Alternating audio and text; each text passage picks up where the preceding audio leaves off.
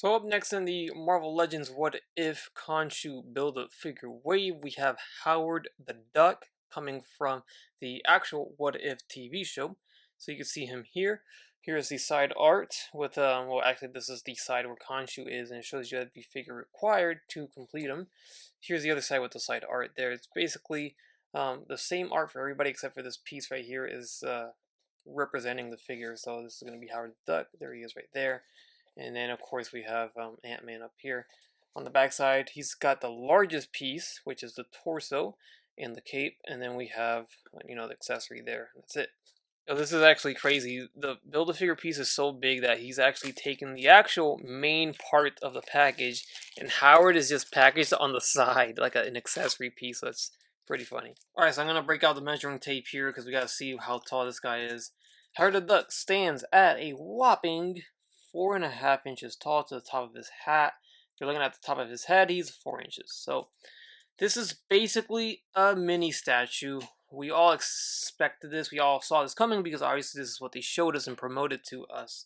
So with that said, I still don't agree with this. I don't understand why this is labeled as a Marvel Legend main figure when it's totally unarticulated, and I just don't know why they went this direction, and I never will understand. The legs, the knees, nothing, It's thick enough, it's a thick enough piece that they could articulate the figure there, so it's not like it's too thin or too small. I mean, they articulated Puck, for crying out loud. So this is definitely capable of at least a single joint. They went ahead and gave us a single joint for the elbows, which is good. It swivels there as well. There's a swivel at the wrist, but there's no hinge. It's just a peg. Head does swivel left and right, forward and back. That's it. The hat is not removable, and the feet will swivel left and right. There you go. There you have it. Done deal. There's a waist swivel. There you go. Almost missed that. Waist swivel and a ball joint there. So there is motion, but just not enough, to be labeled as a Marvel Legend main figure. If this was a side piece accessory for another main figure, I would get it. I'd be like, okay, I get it. It's an accessory to a figure that we're paying $25 for. Got it.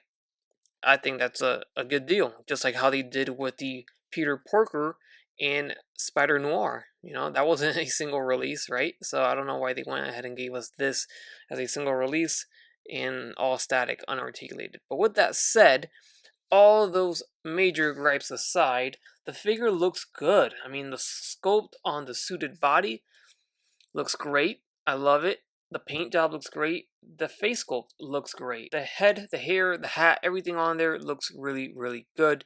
So at the very least, the sculpt is very good, and it represents the character very well from the What If animated show.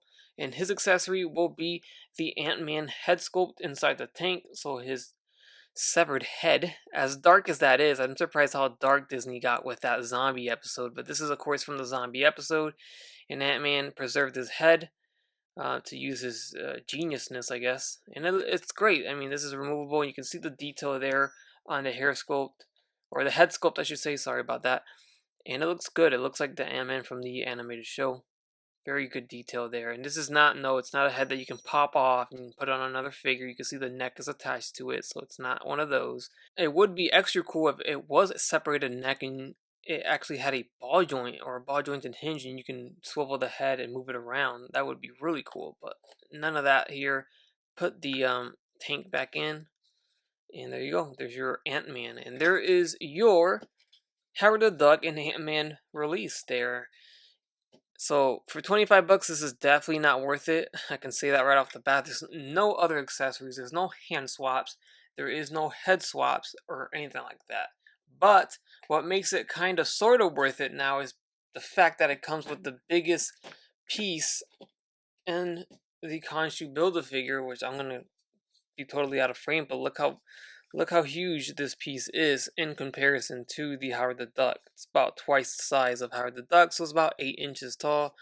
And this is a very cool looking detailed torso. So I'm very excited for the building of this Build-A-Figure because I think it's going to be one of the best Build-A-Figures. I don't know. I got this little hunch, a little feeling in my gut that I think it's going to be really, really great. And here we have Howard and Ant-Man next to Zombie Hunter.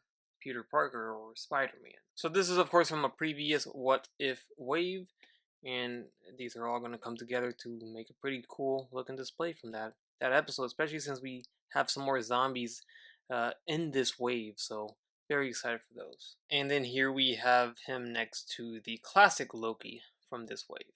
So there you go, guys. That's going to be my quick review of the Howard the Duck from the What If Disney Plus show and the little Ant-Man head accessory. I am never going to call this a 2-pack because it is not. I remember some people referring to this as a 2-pack, and that is just blasphemy. These are both accessories, honestly, but honestly, the Ant-Man is not a figure. This is an accessory piece to the Howard the Duck. And then we have the Build-A-Figure piece, which is also an accessory, of course.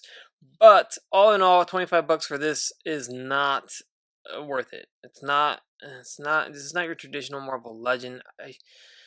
The next time I have an opportunity, I definitely need to remember to ask them why they did not articulate the legs. I'm not sure. Did somebody ask why they didn't articulate the legs? Has that been answered already? If so, let me know down below. But I'm just confused. Really, I am confused. This is the first time they've ever done this, something like this, to this extreme with no articulation. It's just so confusing because even the smallest of characters they articulate. Rocket Raccoon did not have articulated legs for the comic book Build-A-Figure that they made, but it was very articulated in the arms and everything else, but that's more understandable. You know, those legs are super tiny and stubby. There's no way. It's exactly like the Peter Porker, which I have right here. Let's move to Ant-Man. One more quick comparison before I end the video. Here you go. See, there's a major difference between these two. Look how tiny, look how small this would be. Why would we ever get an articulated pair of legs here? That's impossible. So I understand that nothing on this is articulated. Nobody complained about it because we understand. But when it's this size, there is no excuse, you know. This could be easily, they could have easily made like a kid body mold, a kid buck here, articulated and all with a suited body. That would have been cool, but they did not. So just very confusing and kind of a letdown on that aspect.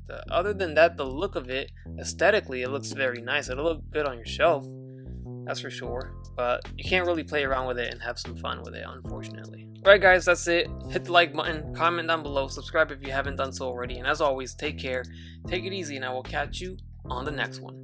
Bye.